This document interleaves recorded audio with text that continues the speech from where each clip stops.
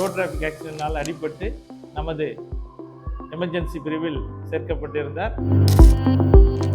ஒரு ஆக்சிடென்ட் ஆயிடுச்சு. எதிர்த்தாப்புல வந்த கார் நாங்கள் வந்து ஆட்டோ மேலே மோதிடுச்சு. முகமெல்லாம் வீங்கி என்ன பார்க்க நான் மாதிரியே இல்லை, அந்த மாதிரி வந்து அட்மிட் ஆயிருந்தேன்.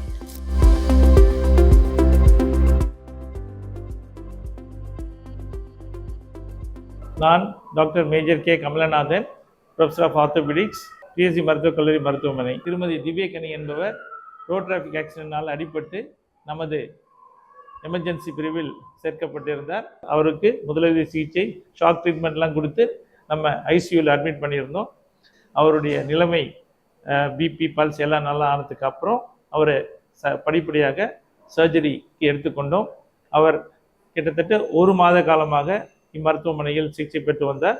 அவருக்கு படிப்படியாக பிசியோதெரப்பி மற்றும் எல்லா காயங்களும் ஆறுனதுக்கு அப்புறம் அவரை டிஸ்சார்ஜ் செய்தோம். அவரும் ரெகுலர் செக்கப் ரெகுலராக வந்துட்டு இருந்தார்.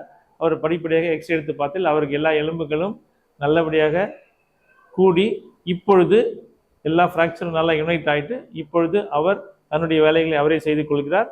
அவர் நல்ல முறையில் நடக்கிறார். நீங்களே அதை பார்க்கலாம்.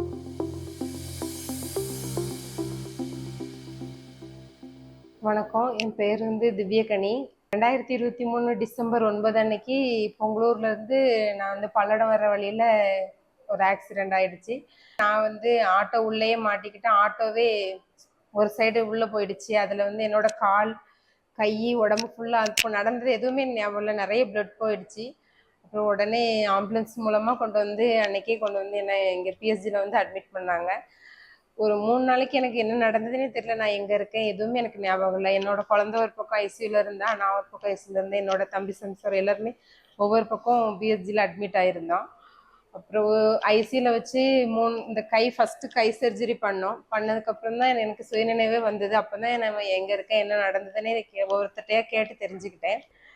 கை 2 இடம், கால், வலது கால் இடுப்புக்கு கீழே 2 இடத்துலையுமே, இடது கால், அப்புறம் இந்த தாடை, இந்த அடி கீழ் தாடை நகண்டு முகமெல்லாம் வீங்கி என்ன பார்க்க நான் மாதிரியே இல்லை, அந்த மாதிரி வந்து அட்மிட் ஆயிருந்தேன். 1 மந்த் இங்கே தான். அப்போது டாக்டர் மேஜர் கமலநாதன் சார் தான் ஃபுல்லாகவே என்னை பார்த்துக்கிட்டது. எனக்கு இவ்வளோ சர்ஜரியை 3 தான் பிரித்து ஃபஸ்ட்டு கை பண்ணாங்க. அதுக்கு பிறகு வலது கால் வந்து இடுப்புலேருந்து போன் எடுத்து இந்த காலுக்கு போட்டு ஃபஸ்ட்டு வலது கால் பண்ணாங்க. அதுக்கு பிறகு கொஞ்சம் கேப் விட்டு இடது கால் சர்ஜரி பண்ணாங்க.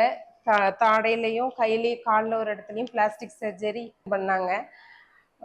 கமலநாதன் சார் தான் 3 சர்ஜரியுமே பண்ணாங்க. எனக்கு நம்பிக்கை கொடுத்தது.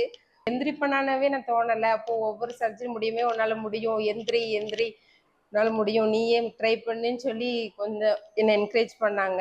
அப்புறம் கை அசைக்கிறது, கால் அசைக்கிறது, ஃபிசிக்கலாக பண்ணுறது எல்லாமே நல்லாவே நம்பிக்கை கொடுத்தாரு. உங்களால் முடியும், கை இப்படியே வச்சுருந்தீங்கன்னா இப்படியே ஆயிரும், பின்னாடி நீங்கள் எதுவும் பண்ண முடியாது, அசைவு கொடுங்க, கால் அசைங்கன்னு சொல்லி ஒவ்வொன்றையும் என்னை என்கரேஜ் பண்ணாங்க.